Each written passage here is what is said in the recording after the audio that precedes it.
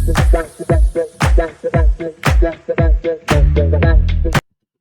Hello बच्चों, कैसे हैं आप लोग। आज हम लोग करने वाले हैं क्लास 10th फिजिक्स के बहुत ही इंपॉर्टेंट डायग्राम्स। उनमें जो सबसे पहला है वो आपका है verification of Ohm's law. Ohm's law क्या बोलता है? That under the constant temperature the current passing through the conductor is directly proportional to the potential difference applied across it. It means ये कहता है कि V is equal to I R होता है। ठीक है, V is the potential difference, R is the resistance and I is the current. उसका diagram आप बना देंगे इस तरीके से। एक बैटरी लेंगे, पॉजिटिव और नेगेटिव मार्क कर देंगे। एमीटर को हमेशा सीरीज में कनेक्ट करा जाता है। रेजिस्टेंस R के अक्रॉस वोल्ट मीटर कनेक्ट करोगे। एक बात आपको हमेशा ध्यान रखनी है कि पॉजिटिव बैटरी के साथ पॉजिटिव ऑफ एमीटर कनेक्ट होगा और पॉजिटिव ही साइड वोल्ट मीटर की कनेक्ट होगी। ठीक है, तो इसका ये हमारा डायग्राम हो जाएगा ओम्स लॉ का। इसके बाद आपका जो सेकंड डायग्राम आ जाता है वो है आपकी ह्यूमन आईज का। ठीक है, इसके लिए एक आप सर्कल सा बना देंगे, उसके आगे बल्ब बना दोगे।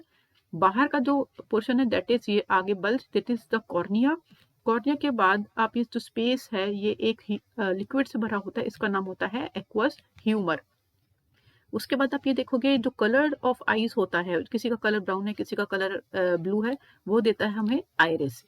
आइरिस के पीछे आप ये देखेंगे जो छोटा सा सेंटर पोर्शन होता है, this is known as pupil. उसके पीछे आप ये बल्ब जो देख रहे हो ये आपका है क्रिस्टलाइन लेंस। ठीक है, और उसके इस लेंस को हमारे पकड़ा हुआ है कुछ मसल्स ने जिनका नाम होता है सिलियरी मसल्स। जो हमारी पिक्चर फॉर्मेशन होती है वो होती है रेटिना पे। एक जो नर्व जा रही है this is the optic nerve, और इस जो पोर्शन में एक लिक्विड भरा होता है उसका नाम होता है विट्रस ह्यूमर। नेक्स्ट हमारा आ जाएगा defect of vision and their correction. तो इसमें फर्स्ट जो है वो है myopia. Myopia is near sightedness. जो भी पर्सन मायोपिया से सफर करता है उसको दूर के ऑब्जेक्ट क्लियरली नहीं दिखाई पड़ते हैं। ठीक है, और वो क्यों नहीं दिखाई पड़ते हैं? बिकॉज जो रेज आ रही होती है हमारी आईज में वो रेटिना पे कन्वर्ज होने की बजाय उससे पहले ही कन्वर्ज हो जाती है। तो जो ऑब्जेक्ट की इमेज है वो रेटिना पे ना बन के उससे पहले बन जाती है, तो पर्सन को ऑब्जेक्ट ढंग से दिखाई नहीं पड़ता। तो फर्स्ट पिक्चर आप बना देंगे मायोपिक आई की, सेकेंड उसकी बना देंगे आप far point of myopic eye की, एंड फाइनली आपको दिखाना होगा correction for the myopia. Correction of myopia किससे होता है? वो होता है कॉनकेव लेंस का यूज करके। ठीक है, तो कॉनकेव लेंस क्या करेगा? जो पैरेलल रेज आएंगी इनको थोड़ा सा डाइवर्ज कर देगा, ताकि जब वो कन्वर्ज करे तो वो रेटिना पे कन्वर्ज करे। जब रेटिना पे कन्वर्ज करेंगी तो हमें ऑब्जेक्ट की इमेज एकदम क्लियर दिखाई देगी। ठीक है, तो आपको ध्यान रखना है मायोपिया में कौन सा लेंस यूज होता है। मायोपिया में यूज होता है कॉनकेव लेंस। नेक्स्ट इसका आ जाता है हमारा hypermetropia, that is far sightedness.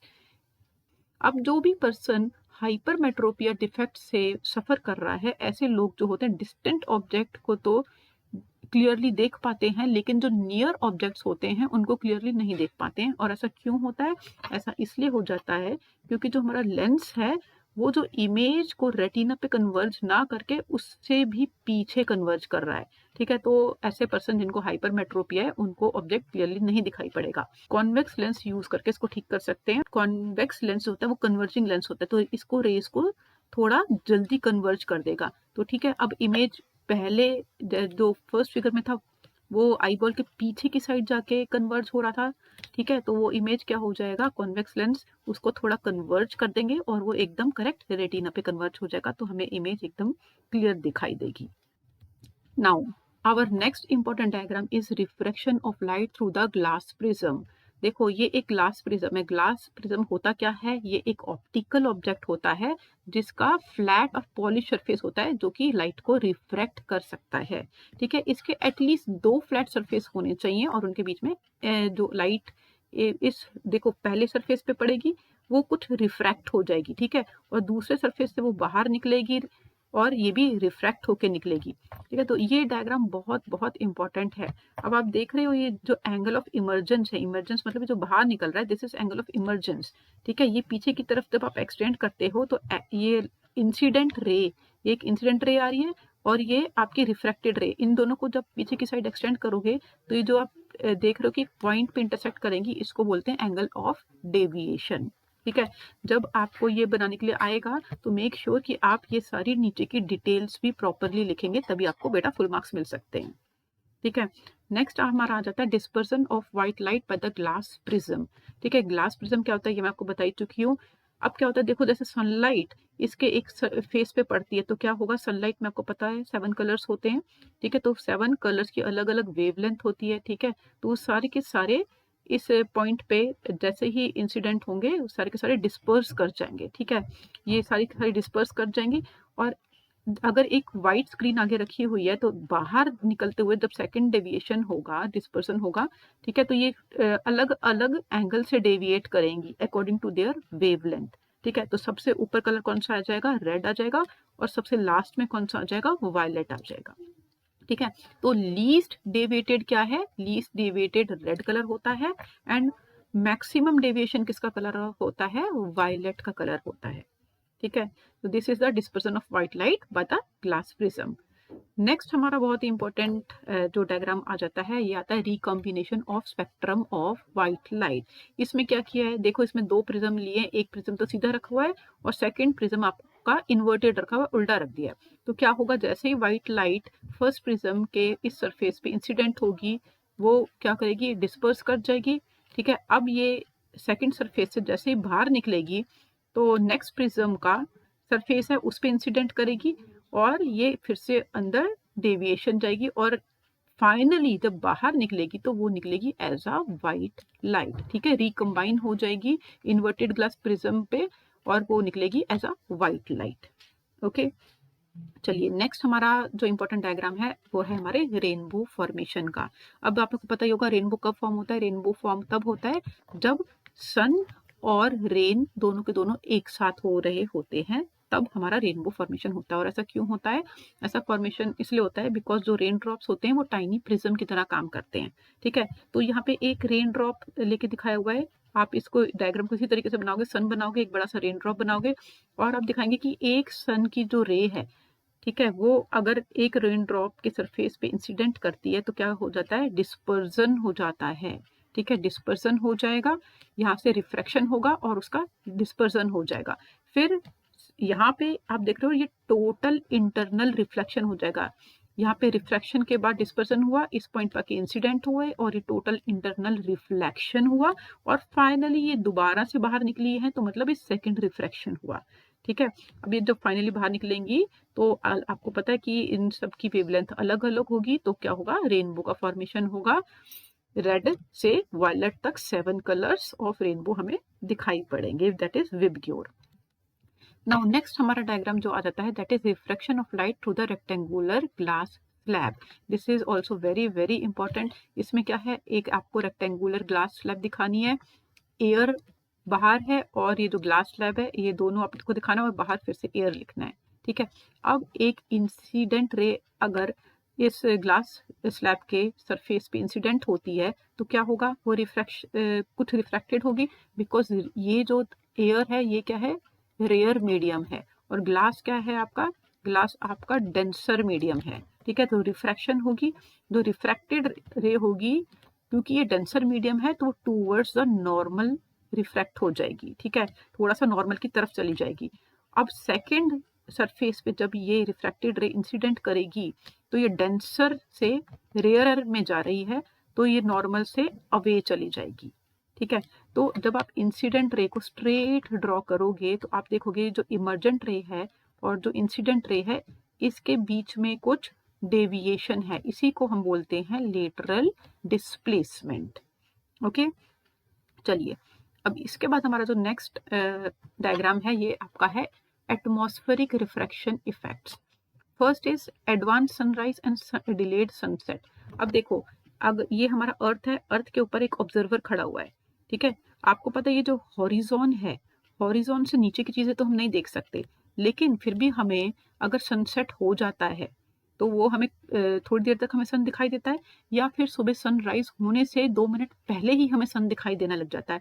ऐसा क्यों होता है, ऐसा इसलिए होता है because of the atmospheric refraction. ठीक है, एटमॉस्फेयर में आपको पता है अलग अलग लेयर्स हैं। ठीक है, एटमॉस्फेयर के अलग अलग लेयर्स हैं, इसमें जो एयर है, एयर के अलग अलग रिफ्रैक्टिव इंडेक्स हैं, तो इसकी वजह से एटमॉस्फेरिक रिफ्रैक्शन ऑफ सनलाइट होता है जिसकी वजह से हमें जो सनसेट और सनराइज 2 मिनट्स पहले ही दिखाई देता है, ठीक है। तो टोटल 4 मिनट्स का डिफरेंस आ जाता है। Next is the reddening of sun at the sunrise and sunset. अब देखो, हमें सुबह के टाइम जो और सनसेट के टाइम हमें जो सन है वो रेड अपीयर होता है। ऐसा क्यों होता है? क्योंकि देखो, अगर यहाँ पे सपोज करिए कोई ऑब्जर्वर खड़ा है, ठीक है, तो ऑब्जर्वर से सन की आप देखोगे डिस्टेंस ज्यादा है, ठीक है, और जो सन की रेज हैं ये बड़ी थिक लेयर ऑफ एयर से पास होती हुई आ रही हैं, और क्योंकि ये डिफरेंस ज्यादा है तो क्या होता है, यहाँ पे जो ज्यादातर जो ब्लू लाइट है ना वो शॉर्ट वेवलेंथ की होती है, वो स्कैटर हो जाती है एटमॉस्फेयर में, ठीक है। तो हमारी आंखों में कौन सी लाइट आएगी? वो आएगी रेडिश, ठीक है, बिकॉज ब्लू लाइट तो स्कैटर हो गई, तो लॉन्गर वेवलेंथ में हमारे को रेड लाइट दिखाई पड़ेगी, इसलिए हमें जो सन है वो रेड दिखाई पड़ता है सनराइज और सनसेट में। अब ये देखो, अगर दोपहर के टाइम तो हमारे सन जो एकदम ओवरहेड होता है, ठीक है, तो क्या होगा, जब सन ओवरहेड होगा नून में, तो यहाँ पे आप देख रहे हो लाइट को थोड़ा सा कम डिस्टेंस ट्रेवल करना पड़ेगा, शॉर्ट डिस्टेंस ट्रेवल करना पड़ेगा, ठीक है। तो जो ब्लू लाइट है वो बहुत ही कम स्कैटर हो पाएगी, इसी वजह से हमें दोपहर का जो कलर है सन का वो हमें व्हाइट व्हाइट सा दिखाई पड़ता है। क्लियर? चलिए नेक्स्ट आ जाते हैं हम ट्विंकलिंग ऑफ स्टार्स। अब भाई सारे बच्चों ने बचपन से देखा है कि जो स्टार्स हैं वो ट्विंकल करते हैं, है ना। अब ये ट्विंकल क्यों करते हैं? ये ट्विंकल इसलिए करते हैं क्योंकि देखो, स्टार्स तो बहुत ही दूर हैं एटमॉस्फेयर में हमारे। अब क्या होता है, जब तक स्टार की जो लाइट है वो हमारी आईज में आती है, उसको कंटिन्यूसली बहुत सारी लेयर्स से गुजरना पड़ता है एटमॉस्फेयर की, और बार बार क्या होता है, एटमॉस्फेरिक रिफ्रैक्शन, ठीक है, बार बार एटमॉस्फेरिक रिफ्रैक्शन होता है because of change of refractive index at different levels in the atmosphere, ठीक है। तो इसकी वजह से क्या होता है कि जो स्टार है उसकी जो लाइट है वो अलग अलग टाइम पे बार बार यहाँ से रिफ्रैक्ट होते होते होते होते हमारी आंखों में जब आती है तो वो हमें कुछ फेंटर सा दिखाई पड़ता है, और बार बार वो लाइट फ्लिकर करती है, ठीक है, क्योंकि रिफ्रैक्टिव इंडेक्स चेंज हो रहा है, इसलिए बार बार वो लाइट फ्लिकर करती है और स्टार्स हमें ट्विंकल होते हुए दिखाई देते हैं। चलिए, अब हमारी नेक्स्ट जो इमेज है ये हमारी बहुत ही इंपॉर्टेंट पॉइंट्स आ गए। ये फर्स्ट है हमारा कॉनकेव मिरर। कॉनकेव मिरर में इमेज कैसे फॉर्म होती है? देखो, अगर हमारा ऑब्जेक्ट इन्फिनिटी पे है, ठीक है, ये ऑब्जेक्ट है हमारा इन्फिनिटी पे है, तो इन्फिनिटी से रेज पैरेलल आएंगी, ठीक है। जब पैरेलल रेज जो आती है, आपने लॉस पढ़े होंगे, पैरेलल रेज कहाँ मीट करती हैं? फोकस पे मीट करती है, ठीक है। तो इमेज कहाँ पे फॉर्म होगी? फोकस पे होगी, ठीक है। और जो सामने की साइड इमेज फॉर्म होती है वो हमेशा रियल होती है, इन्वर्टेड होती है, और देखो ये बिल्कुल छोटी है तो हम कहेंगे हाईली डिमिनिश्ड फॉर्म होगी, ठीक है। आप देखिए, अब हमारा जो सेकंड केस है वो है जब ऑब्जेक्ट हमारा बियॉन्ड सेंटर ऑफ कर्वेचर है। This is centre of curvature, इसके पीछे रखा है, बियॉन्ड रखा हुआ है, तो फर्स्ट रे जो है पैरेलल है, पैरेलल रे रूल के अकॉर्डिंग हमेशा फोकस से जाती है। सेकंड रे जो कर्वेचर से जा रही है वो वापस कर्वेचर पे बैक हो जाएगी, तो इमेज आपकी कैसे फॉर्म होगी? इमेज फॉर्म होगी बिटवीन फोकस एंड कर्वेचर। ये भी क्योंकि सामने फॉर्म हुई है इसलिए रियल है, उल्टी है तो हम कहेंगे इन्वर्टेड है, और देखो ऑब्जेक्ट लार्ज है लेकिन image smaller in size than the object. Now third case is when the object is at centre of curvature. ये तो सबसे इजी केस होता है, जब ऑब्जेक्ट सेंटर ऑफ कर्वेचर पे है तो आपकी इमेज भी सेंटर ऑफ कर्वेचर पे ही बनेगी, ठीक है। क्यों? क्योंकि पहली रे गई पैरेलल तो फोकस से जाएगी, सेकंड रे भी आपकी फोकस से गई और ये पैरेलल हो गई, ठीक है। तो आपका ऑब्जेक्ट कहाँ बना? आपका ऑब्जेक्ट बना कर्वेचर पे ही, क्योंकि ये सामने है तो रियल है, इन्वर्टेड है, और बिल्कुल सेम साइज का है, ठीक है, ऑब्जेक्ट के साइज का ही बना है आपका image. Now next case is when the object is between curvature and focus. अब देखो, कर्वेचर और फोकस के बीच में ऑब्जेक्ट रखा हुआ है, ठीक है। तो पहली रे आपकी गई पैरेलल और वो गई फोकस से, सेकंड रे आपकी गई कर्वेचर से और वहीं से वापस हो गई, ठीक है। तो आपकी इमेज कहाँ बनी? इमेज बनी बियॉन्ड द कर्वेचर, कर्वेचर से पीछे। और कैसी बनी? देखो, ऑब्जेक्ट छोटा था लेकिन आपकी इमेज बनी इनलार्ज, रियल एंड इन्वर्टेड। चलिए next case, when the object is at focus. अगर फोकस पे ऑब्जेक्ट है, फर्स्ट रे गई पैरेलल, वो गई फोकस से, सेकंड रे गई कर्वेचर से, वापस हो गई, ठीक है। अब क्योंकि ये फोकस पे तो आपका इमेज कहाँ बनेगी, इन्फिनिटी पे बनेगी, ठीक है, रियल बनेगी, इन्वर्टेड बनेगी और बहुत ज़्यादा बड़ी मीन्स हाईली इनलार्ज्ड बनेगी। नेक्स्ट केस आ जाता है आपका when the object is between pole and focus, pole और फोकस के बीच में। यही एक केस है कॉनकेव मिरर के केस में, जिसमें कि आपकी जो इमेज है वो वर्चुअल बनेगी, इरेक्ट बनेगी और इनलार्ज्ड बनेगी, ठीक है। This is the last case, 6th case है ये, ठीक है, जिसमें कि आपका पोल और फोकस के बीच में रखा है तो आपकी इमेज बनती है वर्चुअल। ओके, चलिए नेक्स्ट आपका आ जाता है image formation by the convex mirror. Convex mirror में 2 केसेस हैं। पहला तो जब आपकी रे पैरेलल जाएगी तो ऐसा अपीयर होगा कि वो फोकस से आ रही है, ठीक है। तो जो भी पैरेलल रेज जा रही हैं, जब ऑब्जेक्ट इन्फिनिटी पे है तो पैरेलल रेज जाती हैं, तो अपीयर होगा कि फोकस से आ रही है आपकी सारी की सारी रेज, ठीक है। तो आपकी इमेज कहाँ पे फॉर्म होगी, इमेज आपकी फॉर्म हुई फोकस पे, कहाँ पे, behind the mirror, and it is virtual, erect and diminish. इस साइड जो भी इमेज फॉर्म होती हैं वो होती हैं वर्चुअल, इरेक्ट, ठीक है। अब डिमिनिश्ड होगी या लार्ज होगी वो डिपेंड करता है। नेक्स्ट आपकी आ गई when the object is anywhere between infinity and pole, pole और इन्फिनिटी के बीच में कहीं भी रखा है, तो पहली रे तो गई आपकी पैरेलल और वो अपीयर करेगी कि जैसे फोकस से आ रही है। सेकेंड रे जो सेकेंड रे होगी वो अपीयर करेगी कि वो कर्वेचर से आ रही है।